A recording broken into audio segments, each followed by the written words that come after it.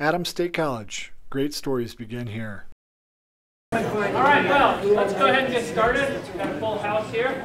I'd like to welcome everyone to the lunchtime talks in science and mathematics. Today, we're fortunate to have a couple of students presenting. They are part of the Porter Scholars Program. William Porter donated a sizable endowment for scholarships in science and math a few years ago. And the faculty select students who apply to be in the program. As part of the program, one of the things that they can do is apply for additional assistance for focused academic programs that are going to help them achieve their individual academic goals. So last summer we had a few students who participated in the trip to Africa that Dr. Armstrong led. It wasn't organized as part of the Porter Scholars Program, but the individual students who felt that this would be helpful to them achieving their individual academic goals were selected to go to that, or go on that trip.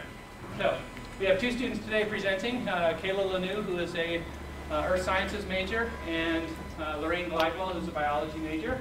They're both upperclassmen and are very experienced in this presentation. That's why it's kind of loud. Does anyone know how to turn off the amplifier in that thing at all? Plug it. Unplug it. Okay. Well, without further ado, we'll try and struggle through with a little bit of noise going there. So I'd like to welcome Kayla Lanoue and Loraine Glidewell. And that one chick. All right.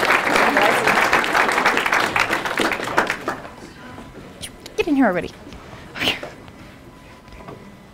All right. Ooh. Off? Fine. Okay. Wow, that's annoying. Yeah. So please excuse the aliens trying to communicate as we present.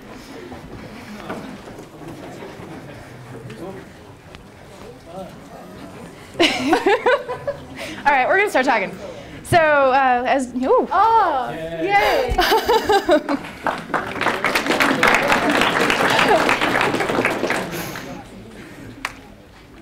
So, like Dr. Nearing said, I'm Kayla, and I'm Loraine. Right.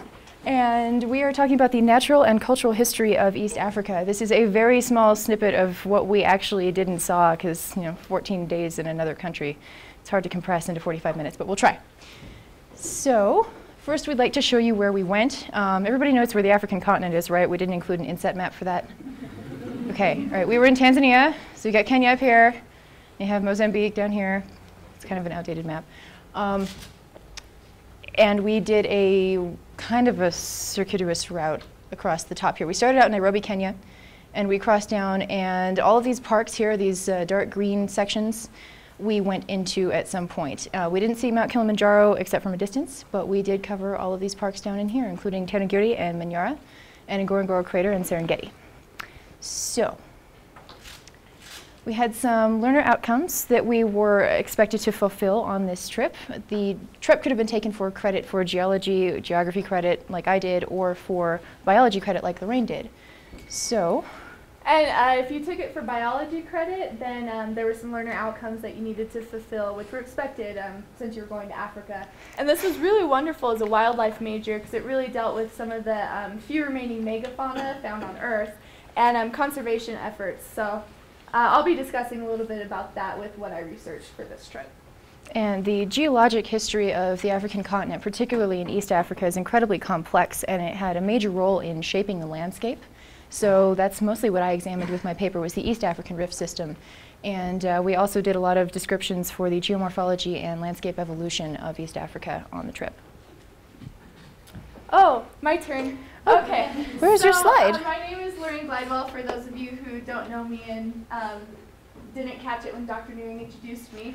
I am a senior, and I'm an organismal biology major, which is really wildlife, but with an emphasis on attending graduate school. And I have two minors, and okay, I could work this. And this trip was really wonderful, and I think it'll benefit me a lot after I graduate, which is in May.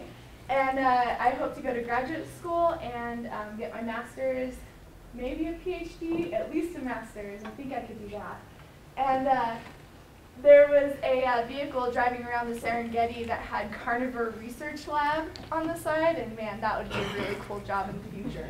So And thank you, Porter Scholarship, for giving me this opportunity. It was really fantastic.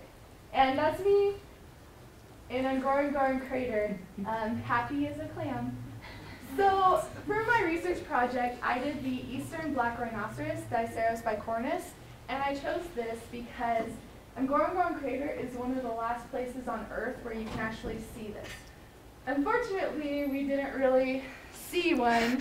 I mean, at a distance through binoculars, where even with high-powered binoculars, it was about this big. So I don't know if that counts. I would have really liked to see one up close, but I guess this big is better than nothing. So the translation for Diceros bicornis, they were really creative with that one. Di and bi both mean two, ceros and cornis mean horn, so two horn, two horn. That doesn't really distinguish the eastern black rhino from the other 4 rhino species. What does distinguish it is the hook-lipped, so that's the other name for it, is the hook-lipped rhinoceros. And I chose this picture because you can see it really well. Wow, I am shaky. So yeah, it's right here. So this is the hook-lip, and this is what there are 2 species in Africa, the white rhino and the black rhino. And that hook-lipped is what really distinguishes the black rhino. The white rhino, it has really flat lips because it's a grazer, so it eats grass. Whereas the black rhino is a browser, and it browse branches and such. And so that hook lip, it's a prehensile upper lip that acts like a finger to really manipulate the branch work and feed more successfully. So I didn't take that picture. Obviously, I wish I did because it's really cool. Black rhinoceros, despite their name, are not actually black. Again, they did a really poor job naming this guy, I guess. And that name probably developed as a distinction from the white rhinoceros, but I don't know if I agree with that because white rhinoceroses aren't actually white. However, the most probable reason that they're named they're black rhinoceroses, I hope I'm using the correct plural form of rhinoceroses, by the way, is because after wallowing, the appearance becomes more blackened, turning around in the mud, and so that's where they think the name came from. Breeding programs are very difficult, which is very sad since this is such an endangered species. They have a very long gestation period and really low fecundity, so they yield about 1 calf every 3 to 5 years. So they're simply being killed off at a rate that is much quicker than they can reproduce. And they're also known as the most aggressive of the rhino species, and they do these blind charges that can be up to 35 miles an hour. And I don't know about you, but that's a lot faster than I can run, so that's pretty scary. And they're termed blind because usually these charges are a little aimless. There's been counts where someone's been standing right here and it'll charge kind of that way. And it's because rhinos have very poor eyesight. So don't be too scared, I guess, if it charges you. And this number that you see right here, 740, can anyone guess what that number represents? Yeah, that's the amount of eastern black rhino that are left in the wild. So that's really sad. Oh, I didn't use my note cards at all for that. How exciting. Okay, so now I'm going to talk about the horn and the population decline because the horn is the main reason for the population decline. A little biology of the horn. So most animals with horns, it's a bony core that's covered by a very thin epidermal sheath. However, the rhino is very unusual in the fact that it's the only animal with a horn that is comprised entirely of keratin, which is an epidermal derivative. And it's the same stuff that makes up your hair and your nails. And that's pretty much stumped scientists for the longest time. Even up until now, there's really no specific data why it's just keratin. But unfortunately, that has been the Achilles heel of this species. Rhinos, they use their horn for various things, to stab at predators, which is pretty cool, to turn mud for wallowing, to uncover salt licks, and also, oh no, I had to use it, to remove bark from branches for browsing. So, old uses of the horn. So this is really more, I guess, mythology related. In Greek mythology, they thought the horn could purify water. Yeah, that's not true. And then the ancient Persians, they thought that the horn could detect poisonous liquids. So they'd take a little piece of the horn and drop it in a liquid, and if it bubbled, oh no, it's poisonous. So that's also not true. Current uses, however, which have really contributed to the population decline, these really lie in the Middle East, Darfur, and China. And in the Middle East, does anyone know what a jambaya is? Okay, cool. So I'm going to teach you something. So in the Middle East, they give this to young men as a symbol of manhood, and it is just a dagger, but it has a rhinoceros horn handle. So poaching for that. And in Darfur, if anyone knows about the war in Darfur, well, the genocide in Darfur, it started in 2003, and that has also contributed to population decline. As you can see, this horn is worth $30,000 a pound. So the Janjaweed, which is the militia in Darfur committing the genocide, they're poaching, getting this horn, and selling it to buy weapons for the war. And the biggest culprit for poaching really goes back to China, traditional Chinese medicine. What they do with this horn is they grind it up, it's epidermal, so it grinds up in this really fine powder, and they put it in boiling water, and they drink it, after it's cooled, of course, because it's boiling, but they drink it, and they use this to cure various things, anything from fevers to snake bites to devil possession. PBS lists a whole great range of stuff they think it's good for, and you know, it probably doesn't do anything really medically, so that's really sad. And then just to give you guys an idea of how devastated this population has been, it's lost more than 95% of its entire population in only 20 years. So I didn't take this picture either. I wish I did, because I would really like to see a baby rhino. There are a lot of conservation efforts. It's been very recognized that this species is undergoing extensive declines, and there's been a lot of effort to save this species. As you can see, there's a great list of people doing things, and they're doing things like creating ear notching systems. We actually met with someone from the Kenyan Wildlife Service, and that's the group doing these ear notching systems to get a better database on the population. And the Glidewell Wildlife Conservation, I should be wearing my glasses. The Glidewell Wildlife Conservation, what they do is they actually have a black rhino sanctuary, and they relocate their black rhinos to various conservancies around the country, as well as to zoos, to increase genetic variation among the population, because otherwise there's going to be inbreeding and mutations, and they really want to make sure that doesn't happen among the sanctioned population, because in a few years that could be all that we have left. What I really want to talk about is the Rhino Repatriation Project. This is the most recent and really most interesting project that I read about, and they started in May of 2010, and this is taking place on the Serengeti. And so just so you guys can get a reference point, the Serengeti once had a peak population of 1,000 black rhino, and by 1991 there were only 2 females left. So this is really cool that they're going to try to reestablish that population on the Serengeti.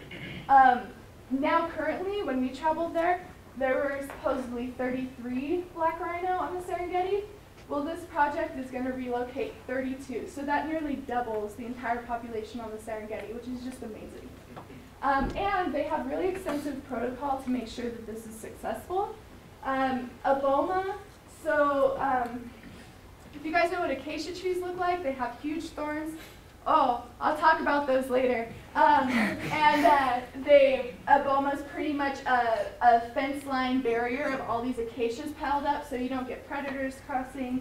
Poachers sure don't want to go into that.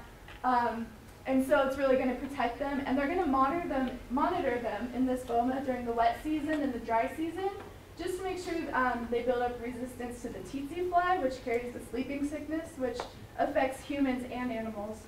And in the dry season, to make sure that they know how to find water. Since these are coming off a sanctuary where water has always been in this spot, they want to make sure that they have the senses that they need to locate water. Okay, so the acacia thorns. So forgive me if this is a little bit awkward, but I am a wildlife biologist, and so I find my interest in animals and wildlife and ecology, and I learned something that I did not expect to learn, that I just thought was fascinating, and that is Masai circumcision. So, yeah. And our guide, his name was Nikos, he gave us a very informative little talk on circumcision in the Masai over dinner. So bear with me. But it really is fascinating, so I really wanted to tell you guys about this. So, first, it's not like here, you don't get circumcised as a baby. You get circumcised as a sign of being a man. So a lot of men don't get circumcised all the way up until 18 years old. And there are no anesthetics, so it's a very painful process. And two, if you flinch, cry, show any signal that you're in pain, then you're considered not to be a man and you're banished from the community.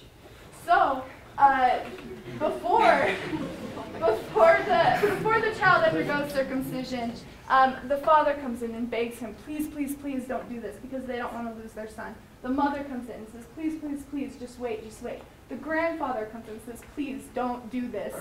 And they do it anyways. So when they do it, what they do is an elder comes in, and so they pull the foreskin really, really tight, and Nico said that it gets pretty long. They take a rusty, dull piece of metal that they just happen to have, and they just go quick and drop the foreskin right there on the earth. And there's a lot of risk and a lot of cases of tetanus from the rust, as well as young men bleeding to death, and that's just what happens.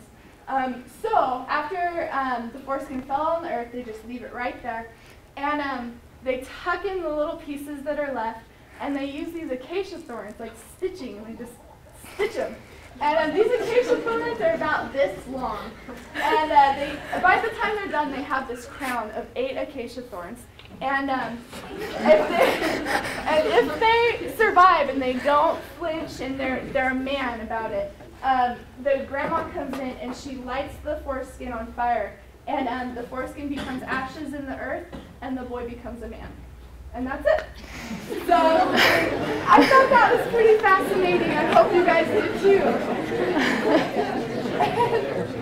And something a little less gruesome, but still gruesome.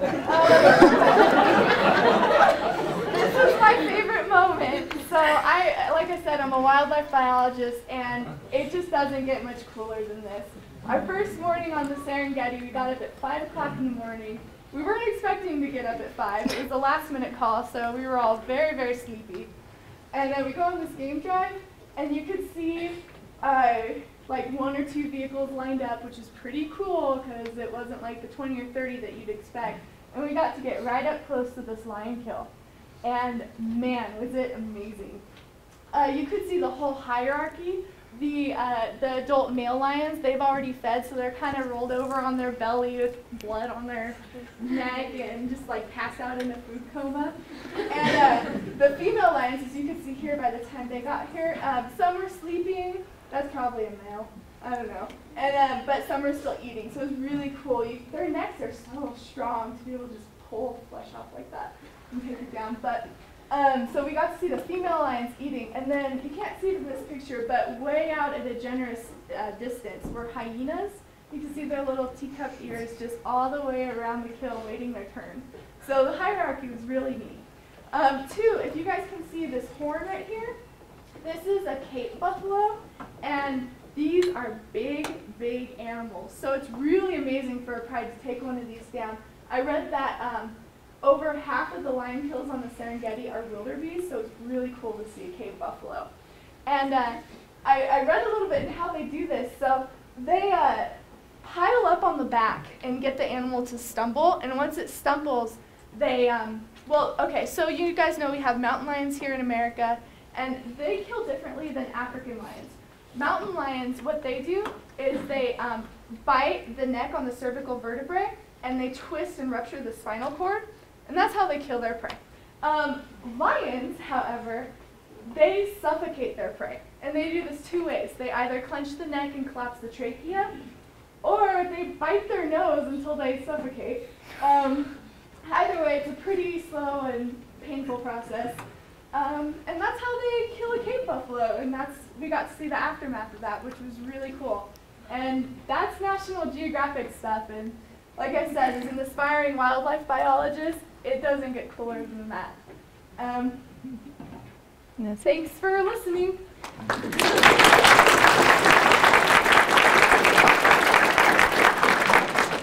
All right, this is a seriously tough act to follow. I am not going to reiterate circumcision, just so you know. You only get to hear that once. I'm Kayla. I'm a double major in geology and physical geography. I have a serious interest in economic geology and natural resources management, so I'm hoping to continue with that grad school in a couple of years because I want a break. Thank you. And I'd eventually like to look at environmental geochemistry. So in the meantime, I was very much enjoying studying the East African Rift from the back of a Land Rover for 10 days. It's pretty awesome. So thank you, Porter Scholarship, for making that possible. I'd like to talk a little bit about the development of the East African Rift system, because if I don't tell you how it works, then it's not going to make any sense when I show you the pictures. So we're dealing with some really old stuff, is what it comes down to. On the geologic time scale, you're looking at Precambrian, Cambrian, so on and so forth up until now. Precambrian is on the order of billions of years. So billions of years ago, things were going on that were causing the continents to form and come apart and form again. You know, Pangea, that whole bit that you have to learn in intro. Right. So somewhere between 2.5 and 3.6 billion years ago, the parts were put into place to form the African continent, or at least the eastern part of it that's relevant to this discussion. What happened was there was the development of cratons, stable bodies. You can think of it kind of like a turtle floating in water almost, you know, a shell just sitting there. It's more resistant than the surrounding material. It's less mobile. And it's definitely not very flexible, which is important because it's surrounded by materials that are more flexible, called mobile belts in basic terminology. Those mobile belts are what rifts. Those are what breaks. The cratons are what directs the breakage, which is really relevant to East Africa, particularly the Tanzanian branch. So what you have is an unzipping continent starting up at this little thing here. Where's it going? This is the Afar Triangle. So you have Saudi Arabia up here, and then you have the African continent here. And what's happening is you have a three-way break. So you have everything up this way, traveling off towards India somewhere. Then you have Egypt moving up this way. And then you have Ethiopia and everything in this general region going this way. So it's spreading out in a Y. And that's kind of what this yellow zone is trying to show here. So as that's happening, it's causing this propagation of that break to keep coming down towards the southern end of Africa. And where we were focuses mostly on this eastern branch here. There's a craton in this little oval right here. See where this break kind of changes and Lake Victoria's on the top of that? There's a craton sitting right underneath all of that. And what they think happened is that this breakage propagated southward, hit the top edge of that craton, couldn't break the craton, and was forced to split around it along the mobile materials. So it's really fascinating because it stops right here and continues down this way. And this western edge is significantly younger than this eastern edge, which is contributing to the evidence that that's what's happening. So the order of the breakage was Ethiopia, then Kenya, and then Tanzania, and they have determined this by dating the volcanic materials that were left behind, because when you have rifting activity, there's friction, there's breakage, it generates heat, and it generates volcanism and orogenies, or mountain building. So somewhere between the 3.6 to 2.5 billion years ago when the craton was emplaced and the 12 million years ago when volcanism was first recorded and breakage occurred in Tanzania, there were 7 mountain building events that I'm not going to talk about because that could take a whole semester. So we'll leave it at that, but that's what I'm looking at is the huge hole in the earth right there. By the way, contrary to popular belief, it's not just one big crack in the ground that runs all the way down. There are beautiful images from Ethiopia where you can see the scarp and then a flat plain, so you have cliff, flat, and there's an obvious hole in the ground. It's not always like that. So for a description of our safari route, this will help understand the different features that I saw, because we crossed the rift several times, mostly on the eastern portion. So each of these colored stars matches someplace that we stopped, one of the parks we were at. So you've got Tanzania National Park down here. Serengeti is the red star. Olduvai Gorge archaeological site, which is a side effect of the rift actually, it was formed in a basin because of the rift, is the green. Then we have Ngorongoro crater, which is actually a caldera, Lake Manyara National Park, and Arusha National Park. So starting with Tanzania, it's pretty flat, There's a lot of sediment sitting on top of anything that could be possibly determined as the Precambrian basement, the underlying stuff.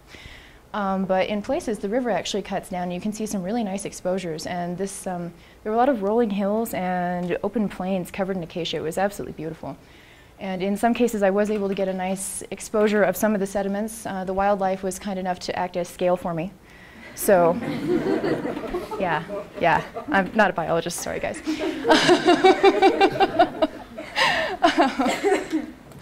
Moving on to the Serengeti, it truly is a vast, endless plain. Serengeti comes from a Masai word, Serengit, which means endless plain. Most of the park looks kind of like this, kind of similar to the valley, actually. They have playas too, so that's kind of nice. You go back, playa. But there are exceptions to this. When you're rolling around on the landscape, if you happen to look up and see one of these, you're looking at what we assume to be an ancient mountaintop. These are called kopjes, and they are isolated Precambrian outcrops that come up out of all of these thousands of feet of sediment and form their own little microenvironments. So there were many, many of these. I have pictures of all of them, but I only picked one, I promise. And they're home to lots of different things. They have more plant life than the surrounding plains, obviously. Not too much plant life, lots of trees. They host rock hyrax populations and lizards and snakes. We didn't see any snakes. We searched diligently, but didn't see any snakes. So geologically speaking, that's quite fascinating to me in particular, because during all the research that I did before we went on this trip, I didn't see a single paper that mentioned these particular features. So I was not really aware of how extensive they were until we got there. So, and they do tend to follow a general trend, which is geologically interesting, but I'll leave it alone. So you can find them in lines. This was Olduvai Gorge. Olduvai Gorge is a very relevant archaeological site, and I was very pleased to be there because there's a beautiful tie-in to a geologic event preserving a piece of human history, pre-human history actually. This is the gorge itself. And this grayish color that you see is actually many, many layers of volcanic ash mixed with sediments from a river basin that used to be there. The river basin was created and then subsequently destroyed by the continued activity of the East African Rift. It caused the basin to stretch out and form, water accumulated, and as the rifting continued, it closed that basin back up, and the materials were then eroded by water activity later. So you can see there's really great exposure. It's a very deep area. This down here is a Land Rover. For scale, it's a pretty big area. We were standing up on top of the cliffs looking down. This is one of the excavation sites actually there. In the museum at the site, you can see what they found on the floor of this canyon area, and it's the hominid trackway. This is a 3.6 million year old set of tracks from a direct ancestor to modern Homo sapiens. And as you can see from my hand next to the little footprint, they were pygmies. No joke. So. But I found it really fascinating to be there because it's not only a beautiful landscape now with a lot of exposed geologic history. I mean, seeing sediments exposed like this lets you read a lot into the history of an area and what its environment was like and how it's changed over time and what its chemical composition is even really, because you can look at this and note that there's oxidation going on. So it's interesting for climate too. But the preservation of these tracks would not have been possible without the geologic event, the volcano, that created the ash beds for them to walk on. This is looking down into Ngorongoro crater. And a quick digression, I will keep calling it a crater because that's what the park is called, but it's actually a caldera. Anybody know what that is? Volunteers? Collapsed volcano, right? This volcano was huge. It could compare in size to one of the supervolcanoes that at some point was in the San Juans. So pretty massive. It's the world's largest intact caldera at this point. It's 20 kilometers, give or take a few across in diameter. Very massive. This out here is actually a very large lake. There are a lot of birds that like to flock to the crater. There's a lot of species populations that never leave, is another interesting thing. The lions are slightly inbred there. We were lucky enough to see most of the population. And this is Lake Manyara.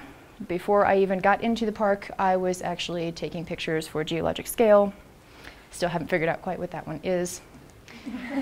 When we got into the park, Lake Manyara was the best exposure of the East African Rift that I saw. This is the escarpment. This is the cliff created by the rift. So this is what stayed uplifted, and what we were standing on was downdropped as the earth pulled apart. So clearly it's been a while since any activity happened here. It's very heavily vegetated, and there's a very well-established acacia forest below it. This is Lake Manyara itself. Actually, the shoreline has retreated significantly from where it normally sits. We were there during the dry season, so that's why a lot of these pictures are kind of cloudy and hazy and gloomy. We were there during their winter season, so we weren't getting rained on, but we were kind of breathing soup. But it was still quite awesome to see the escarpment and then the lake budding right up next to it. There was a lot of water in the park elsewhere that was being exploited by other animals. This was on our way out, and you can see there's a lot of material. This is on the opposite side of the road from the scarp, so you can see all these boulders down here have very likely rolled off of that escarpment and into the creek. So they were providing some excellent footing for the native fauna.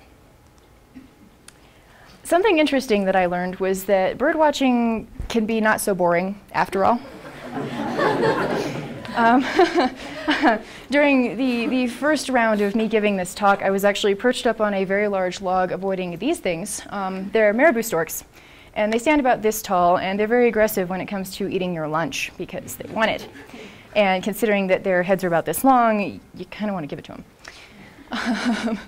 I also saw that pale chanting goshawks have some very distinct character personality traits. They really like the rain. This was at a snake park outside of Arusha. This particular bird was a raptor rescue, so he's not flying anywhere anytime soon, but he was very willing to make friends with us.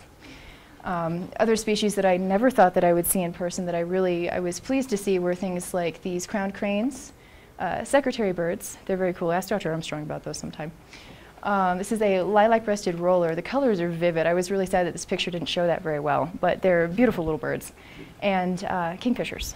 So I think that on the North American continent, we kind of got shorted on colorful birds. So I enjoyed bird watching in Africa. My favorite things, I think, were the baobab trees and the giraffes. And my favorite experience was one that I actually didn't get a picture of, unfortunately. It was at Lake Manyara during our night drive. And we were fortunate enough in our vehicle to have a very close encounter with a true chameleon. And that was something that I had never gotten to do before. It was pretty awesome. I think it was probably the closest that we got to any wildlife that we wanted to be that close to besides the cranes or the storks on the whole trip. So it was very cool and very dark, so no pictures. But I did learn that I love the shape of baobab trees, and I think that they're amazing in their many uses. Their fruit is used for a number of things, mostly food. They're incredible life forms. They can live with a cavity in them large enough to house a human. There are actually certain cases, in Tanzania, for example, we saw a tree that had a cavity the size of a small apartment. And it had been home to a poacher who was living in the park for some extended amount of time, and they caught the poacher eventually, thank goodness, and now you can drive around the tree and you can actually step inside of it and look up into that cavity and see where that person was living in. And the tree is still healthy and thriving. It's amazing. We didn't see very many young trees, actually, which was kind of discouraging, but we did see some at Lake Manyara. This is my compromise. I had a baobab tree at Lake Manyara instead of a chameleon. And the giraffes, they looked awkward, and I always thought they were kind of cool, but not really that interesting. And then we pulled up 10 feet away from one, and I was hooked. So those were my favorite unexpected things on this trip.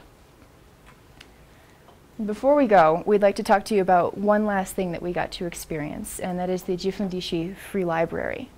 It's a nonprofit organization dedicated to providing learning opportunities to anyone who wishes to learn. They have free classes on a number of things, including how to use the internet and how to speak other languages.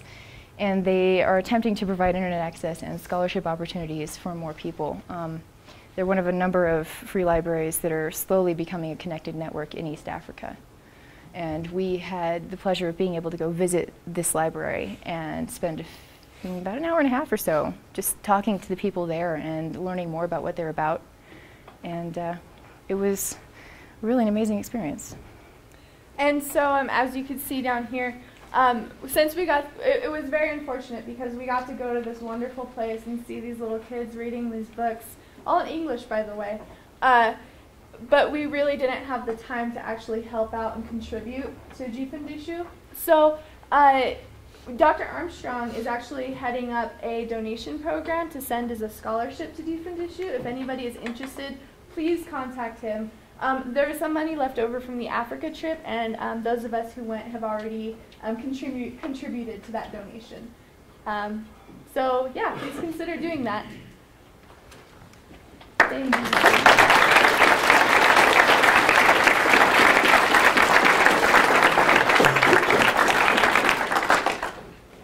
Questions? Yes. In the circumcision slide, what was burning? The foreskin. Hmm? Yeah, when they pulled it tight, you know, Oh. and when they dropped it, that's what they lit on fire. In your picture. Oh, never mind. What was burning? That was the best picture I had of the Masai people, and sorry, I was just so excited about the circumcision. I wasn't but that was actually some donkey dung. They taught us how they make fire, and what they do is they roll some sticks together and make it inside of dung. So. Yeah. Yeah. Dries out nicely, highly flammable. Good question. Yes. Sorry I didn't answer it the first time. Loraine, could you explain to everyone how big the bone, you talked about the Rhino program in the Serengeti, but you didn't explain how big the bomas are. Oh, the bomas, they're actually 200 meters. So they're not that big. They're small enough so that they can be closely monitored, but big enough so that the rhino has freedom to range. So, roam. Loraine, Yes. when you were studying about the black rhino, had they ever talked about the possibility of dehorning them to take? Yes. Yes, they did. And that's actually, it seems to be really impractical for two reasons. One, infection, and also they had done that, and the poachers actually lashed out against the conservancy agencies who had done that and just killed them out of spite. So, it's very sad. Yes? So the ear notching you were talking about with the rhinos, is that to develop a way to identify the individuals so they can keep track of the entire population? Yes, the Kenyan Wildlife Service. So previously, population estimates haven't really been that well established. So because you could count the same rhino twice and not really know it. So it's very recent. The Kenyan Wildlife Service has done this ear notching program, and that way they know that they can identify an individual rhinoceros and make sure they're getting more accurate counts. So do they put the notches in there, or it's just taking photographs and looking at the notch pattern that exists in the ears? No, they're putting notches in there and taking photographs for the database. On the elephants, it kind of looked like the front legs had knees like the back legs. Yes, yeah, it looks like that, but really, the elephant, it looks like they have 4 knees. Someone said that they had 4 knees in Africa, but that's untrue. What that actually is their wrists. Their bones are long and extended, so that way right here what you see that you think is a knee is their wrist, and that's what gives that forward bending motion on their front limbs. Because they Good walk, question. They walk on their toes. Yeah. They're on their toes. They walk on their toes. So the rhino's horn regrows if it's removed, right? I'm sorry, could you repeat the Because question? the rhino's horn is made out of the same thing as our fingernails, our hair. Mhm. If it's cut off, it regrows, correct? Yes, but what they're doing is cutting it off down underneath the horn. So if you look at it on the Google images, there's very graphic images, and you can see the pink tissue underneath, and it won't grow back. It's just like if you have hit your nail with a hammer and your whole nail falls off, it's not going to grow back. Yep.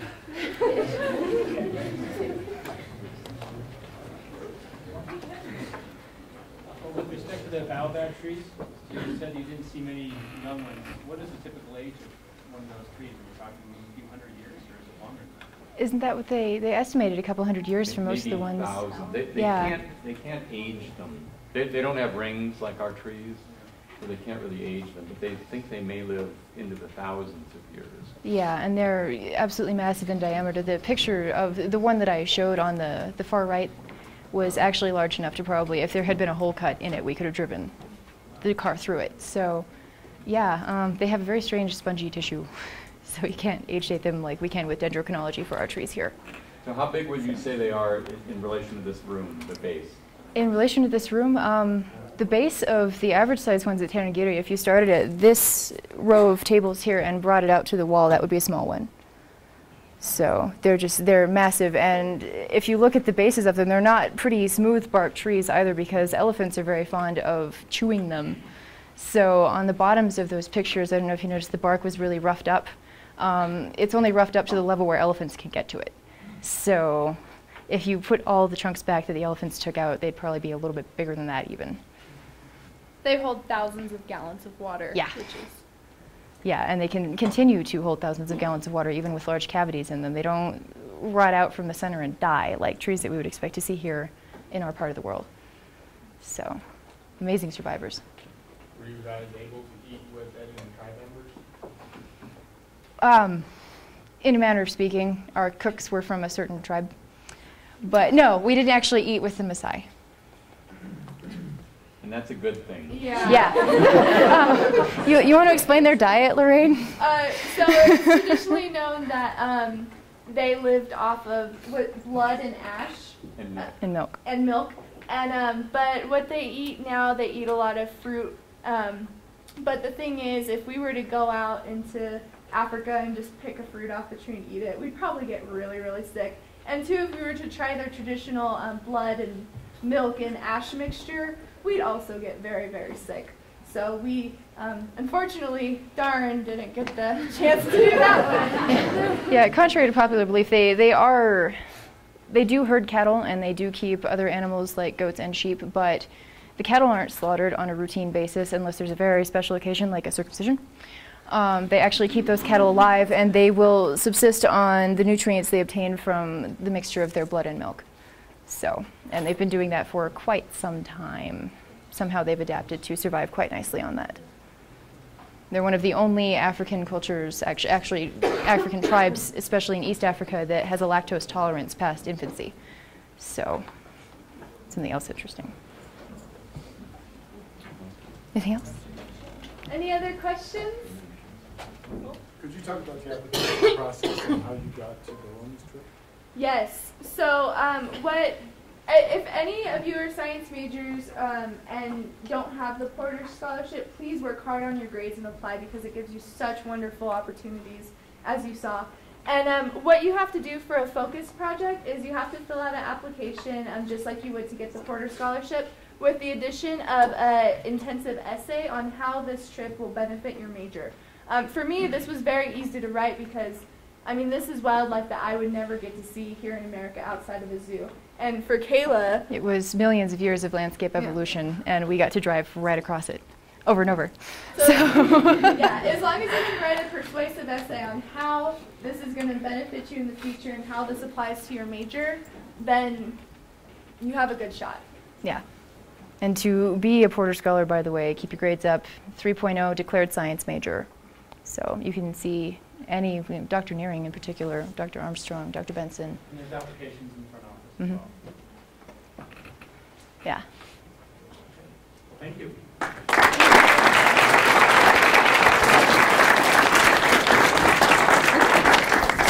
Awesome.